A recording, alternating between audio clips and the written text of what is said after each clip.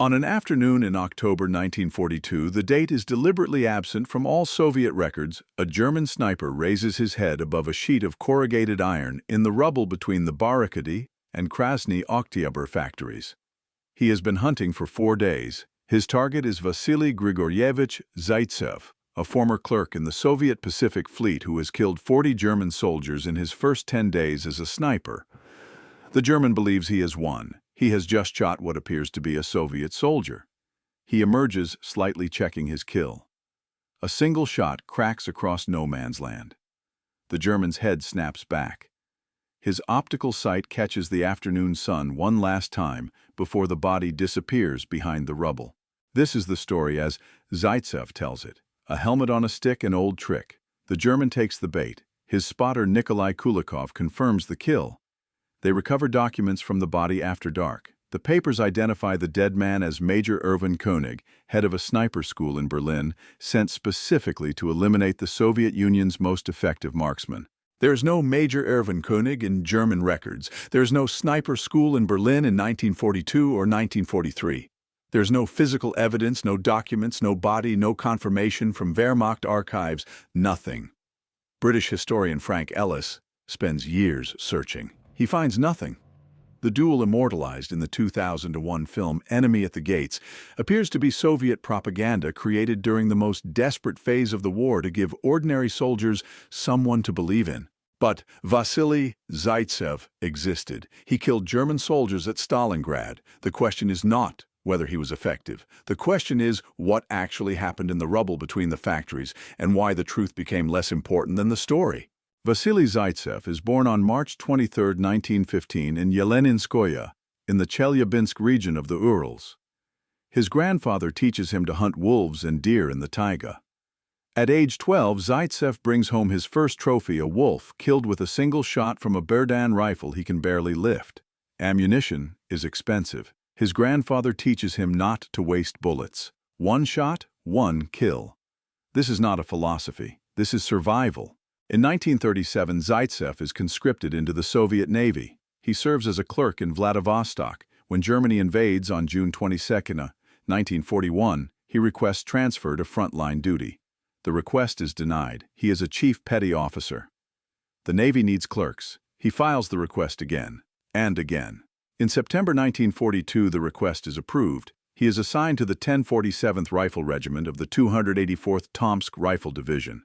He arrives in Stalingrad on September 17, 1942, as the city is burning. Stalingrad in September 1942 is no longer a city.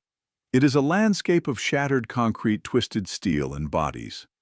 The Luftwaffe has dropped thousands of tons of high explosive and incendiary bombs.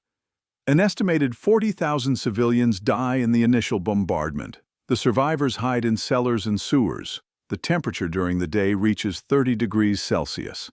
At night, it drops to near freezing. The Volga River, 1 kilometer wide, separates the Soviet defenders from reinforcements. German aircraft attack anything crossing the water. Soviet reinforcements cross at night in small boats, suffering casualties before they reach the western bank. The 62nd Army, commanded by Lieutenant General Vasily Zaytsev, holds a strip of territory along the Volga's western bank. At its widest point, the Soviet-held zone extends 16 kilometers. At its narrowest, it is less than 300 meters deep. German forces control everything west of this strip. Between the German and Soviet lines lies no man's land, a wasteland of rubble, where the distinction between offensive and defensive positions becomes meaningless. Buildings change hands multiple times per day. Soldiers fight floor by floor inside the same structure with Germans on the ground floor and Soviets one level up firing through holes in the ceiling. The Germans call this Rattenkrieg, rat war. Zaytsev arrives with standard-issue equipment. A Mosin-Nagant model 1891 Tar-30 rifle without optical sights. The weapon is 48.5 inches long, weighs 8.8 pounds empty, and fires a 7.62 and 54 mm cartridge. Effective range with iron sights is approximately 500 meters for a skilled marksman. Zaytsev has been shooting since childhood. On his first day, he kills 3 German soldiers at ranges beyond 300 meters using only iron sights. His platoon commander notices. Within a week, Zaytsev receives a sniper rifle, a Mosin Nagant, with a PU optical sight mounted above the receiver. The PU scope provides 3.5 power magnification with a 21mm objective lens. The reticle is a simple three-post design adjustable vertically for range from 0 to 1,300 meters in 100-meter increments. The scope is fixed focus. Eye relief is 65 millimeters. The mounting system requires a bent bolt handle to clear the scope when cycling the action. The weapon transforms Zaytsev from a rifleman into something more dangerous. Between September 22 and October 19, 1942, he kills 40 enemy soldiers. Between October 10 and December 17, he kills 225 more. These figures come from Soviet records. They are reported in army newspapers, repeated in propaganda broadcasts confirmed by his commanders. Whether they are accurate is another question. Soviet kill counts are notoriously inflated. Snipers operate alone or in pairs. Verification is difficult. A claim of a kill at 800 meters in smoke and rubble cannot be independently confirmed unless someone retrieves the body.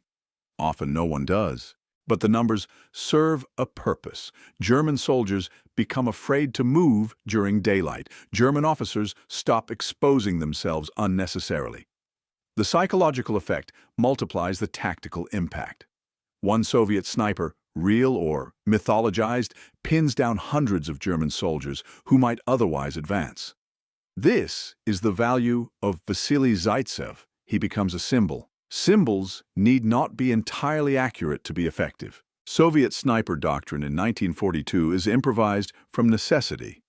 The Red Army enters the war with limited sniper training. German snipers dominate the Eastern Front in 1941, killing Soviet officers and NCOs with impunity. The Soviets respond by creating sniper schools behind the lines and training marksmen in forward positions.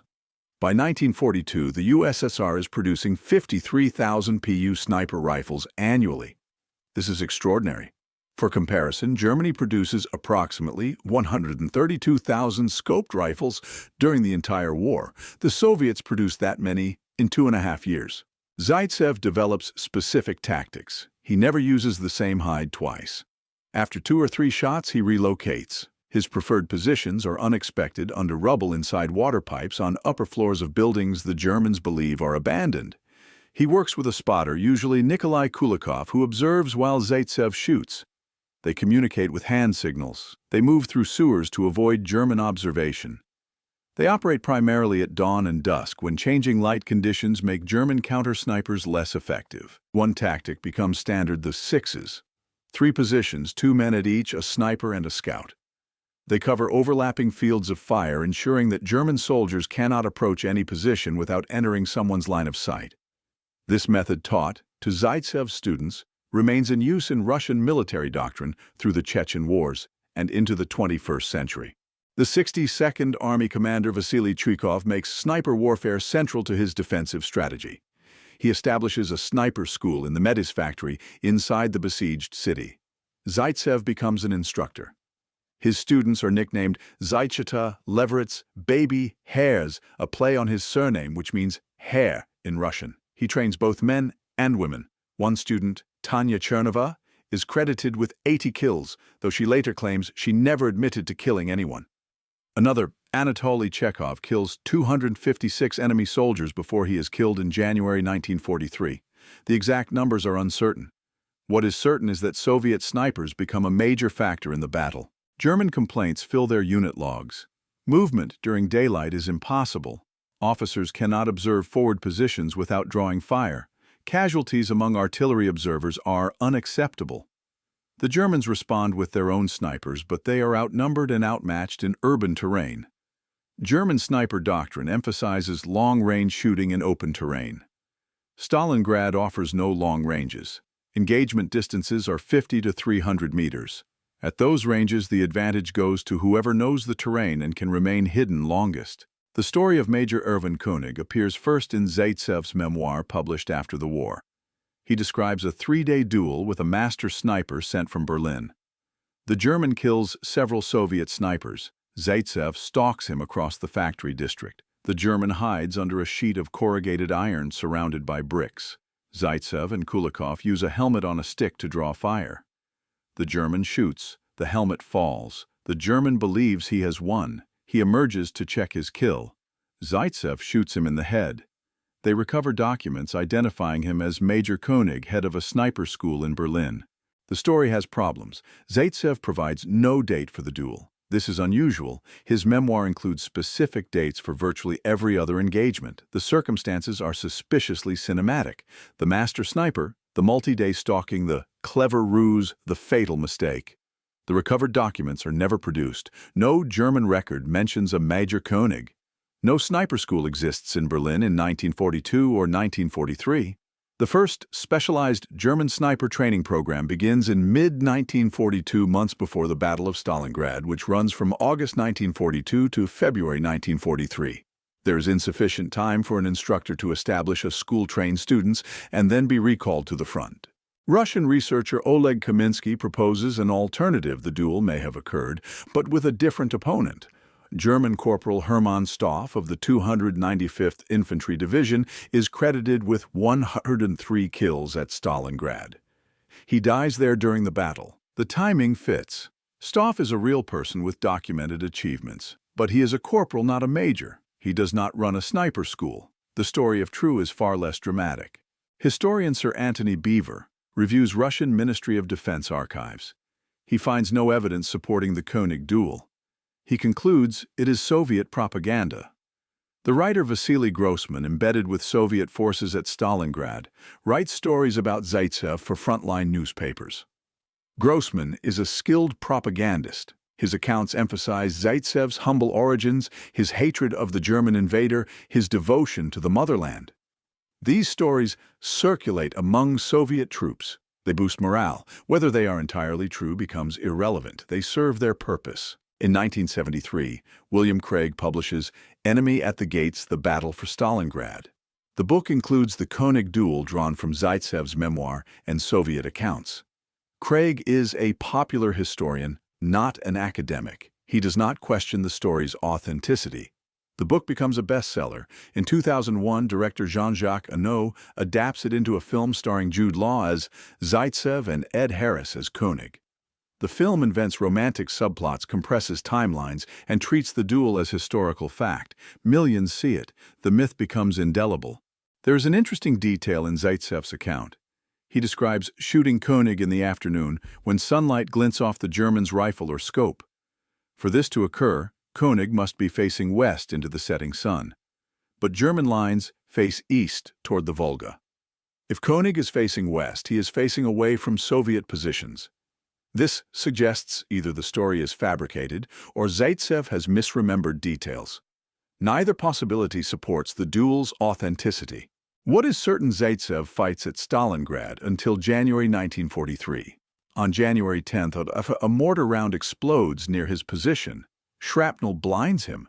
Some accounts describe it as a landmine, but the treating physician is Vladimir Filatov, an ophthalmologist who specializes in corneal transplantation and ocular trauma. A landmine injury would not be treated by an eye specialist. Filatov operates multiple times. By March, Zaytsev regains partial vision. By May, he returns to duty. He is awarded the title Hero of the Soviet Union on February 27, 1943.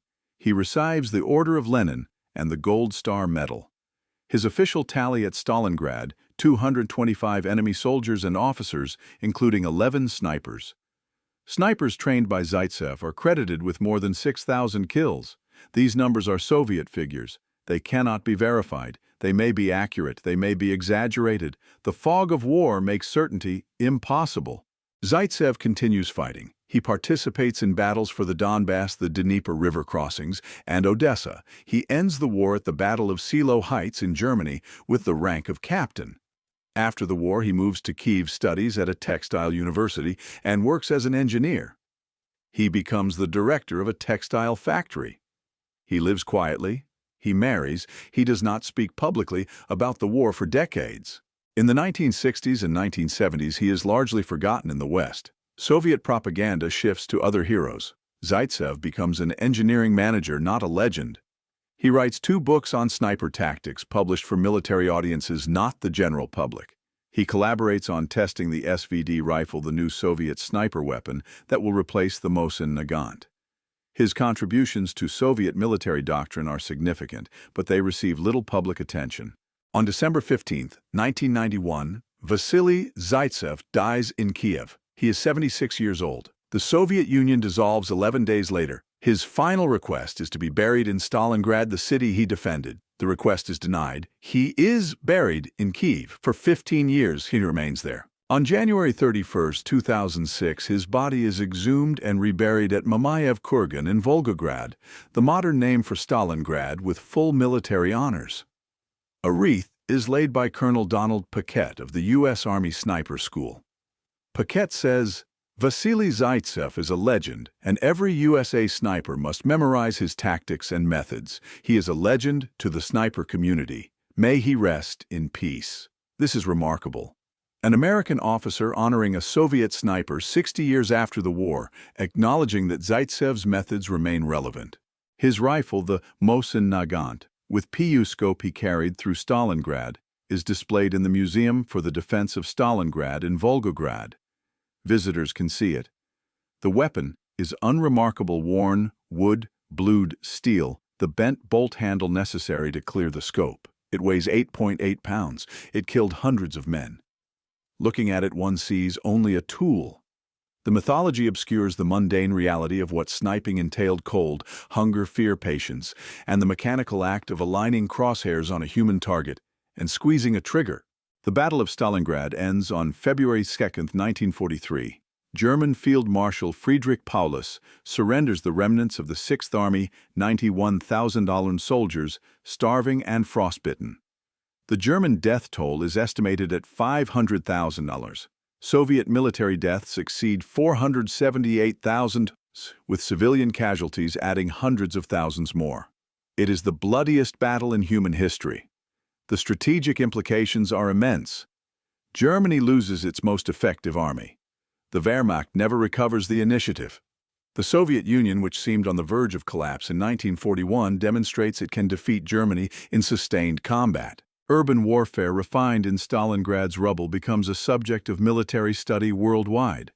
The Soviet storm groups, 20 to 50 men armed with machine guns, grenades, and satchel charges, prove more effective than German armor and artillery in close-quarters combat. Buildings become fortified strongpoints defended floor by floor. Subterranean systems, sewers, basements, utility tunnels allow movement unseen by aircraft or artillery observers. The lessons learned at Stalingrad inform Soviet doctrine through the Cold War and into modern Russian military operations. Snipers particularly prove decisive in urban terrain. A single marksman in a concealed position can halt an entire platoon's advance. Artillery cannot dislodge a well-hidden sniper. Air power is ineffective against individual soldiers in rubble.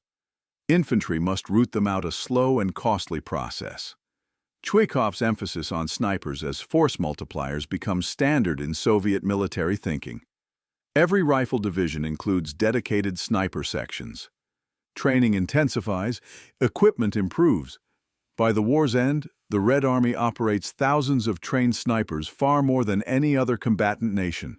The Germans learned too, but too late. They expand sniper training in 1943 and 1944, but by then the Eastern Front is collapsing.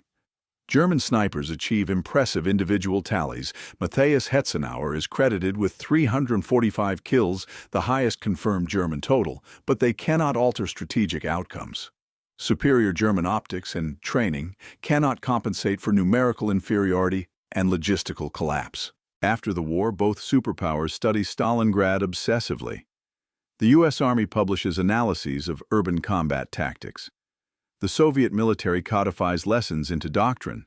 Sniper training becomes standard in elite infantry units worldwide. Zaytsev's tactics, the sixes, the emphasis on concealment and patience, the importance of knowing terrain, enter military curricula. Whether or not he killed Major Koenig becomes irrelevant. His documented methods work. Soldiers study them. The Koenig duel serves a function separate from historical accuracy. It is a story about individual agency in industrial warfare. Stalingrad is massive, millions of soldiers, thousands of tanks and aircraft artillery bombardments that level entire districts. Individual soldiers are insignificant, consumed by forces beyond their control. But a sniper duel is comprehensible. Two men, two rifles, skill against skill. The outcome depends on individual capability, not logistics or air superiority or the decisions of distant generals. It is human-scale drama in an inhuman conflict. Soviet propaganda needs this story. In October 1942, the situation is desperate. German forces push the 62nd Army to the Volga's edge. Reinforcements arrive piecemeal, suffering heavy casualties crossing the river. Ammunition and food are scarce. Soldiers fight, knowing they will likely die. Morale is fragile. The story of Vasily Zaytsev, a common sailor from the Urals hunting German aristocrats through the ruins, provides hope. If one man can kill so many, perhaps the army can hold. Perhaps the city can be saved. The story also serves post-war purposes. During the Cold War, the Soviet Union emphasizes individual heroism in the Great Patriotic War.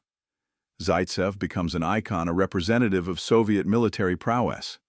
His humble origins fit the narrative, ordinary workers defeating fascist aggression. The König duel, whether real or invented, illustrates Soviet superiority. A master German sniper trained at an elite school sent to eliminate the Soviet threat is outwitted by a man who learned to shoot hunting wolves with his grandfather. The symbolism is perfect. When Western historians begin questioning the duel's authenticity in the 1990s and 2000s, Russian sources react defensively. Some argue that absence of German records proves nothing. Documents could have been destroyed or lost. Others suggest König was a code name, not a real name, explaining why no records exist. These arguments are weak. German bureaucracy was exhaustive. Records of minor logistical matters survive. Records of a major sent to Stalingrad would certainly exist. The more likely explanation is simpler. The story was invented or heavily embellished and repeated until it became accepted history. This does not diminish Zaytsev's real achievements. He was an effective sniper. He trained other snipers. His tactics influenced Soviet doctrine. He survived the bloodiest battle in history and continued fighting until Germany surrendered. These are facts. The König duel is legend. The problem is that legend often obscures fact, and the real story of institutional adaptation, tactical innovation, and individual skill applied within systematic doctrine is more interesting than the myth of the master duel. Today, Vasily Zaytsev is remembered primarily through Enemy at the Gates.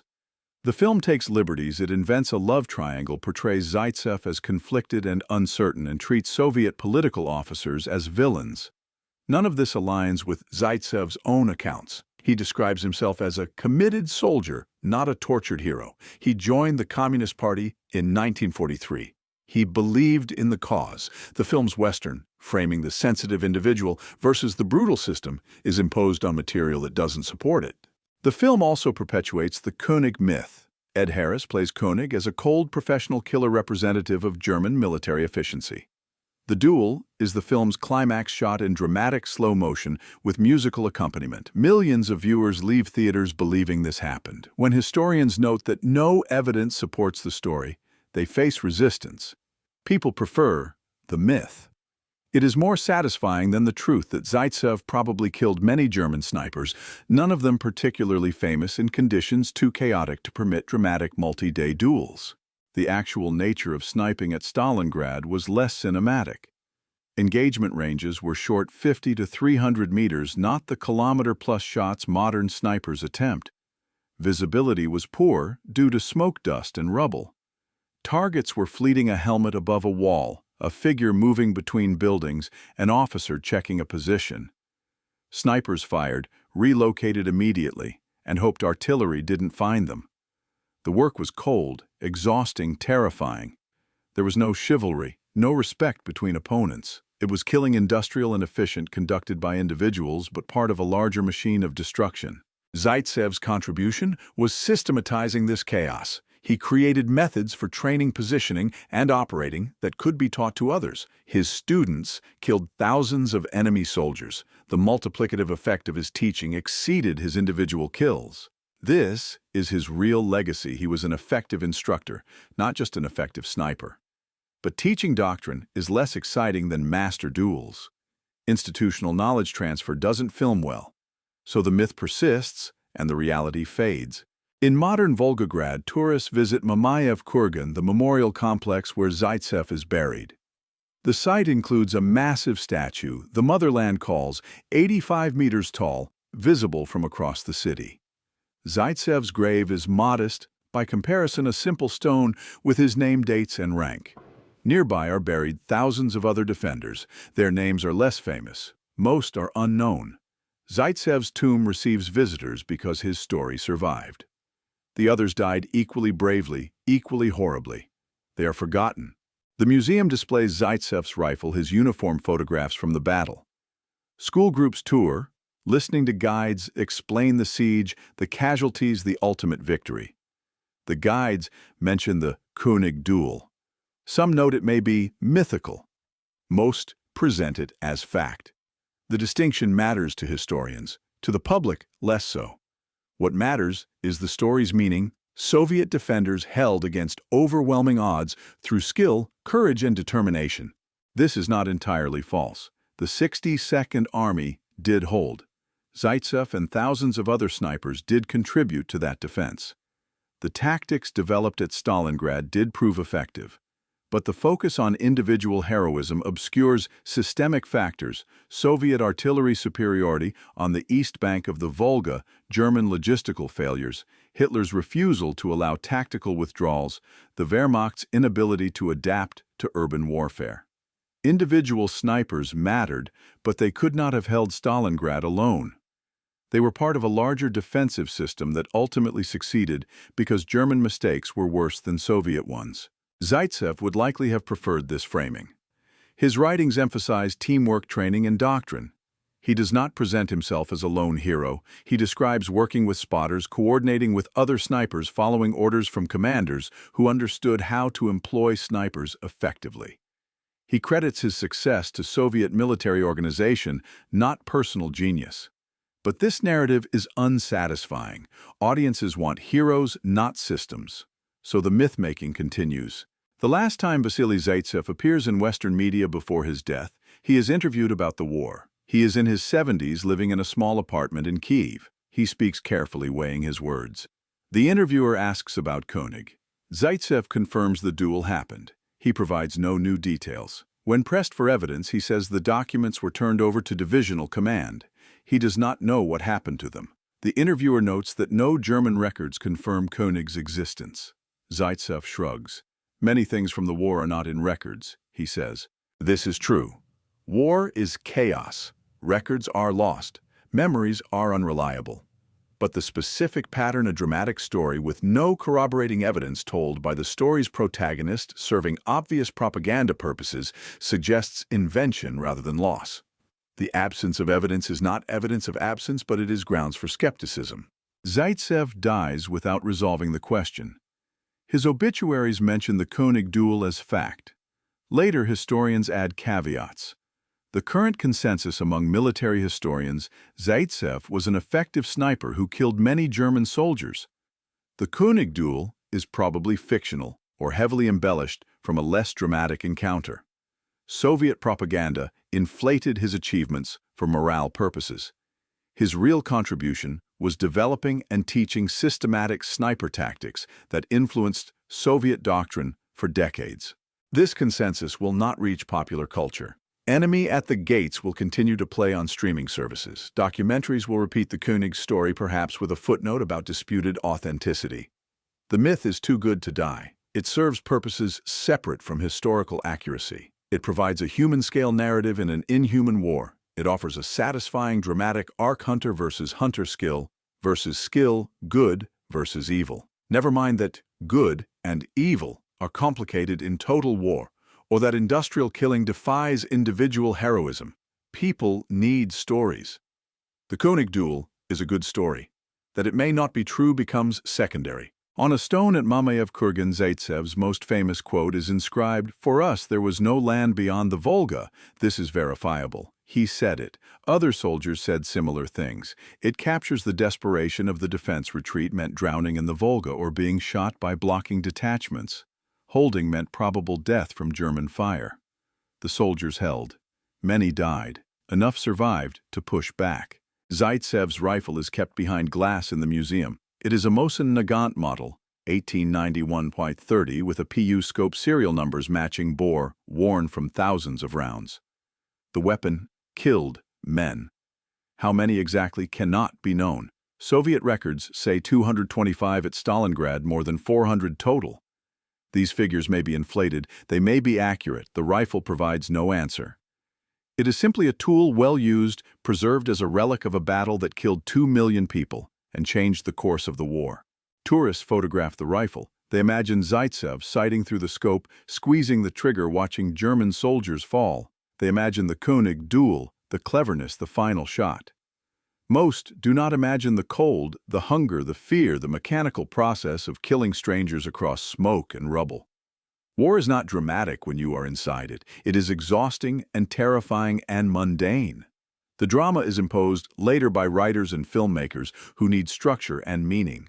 Vasily Zaytsev was a man who learned to shoot hunting wolves, who became a sniper because he was skilled, who trained others because the army needed trainers, who survived the war and lived quietly afterward, who died wishing to be buried in the city he defended. This is enough.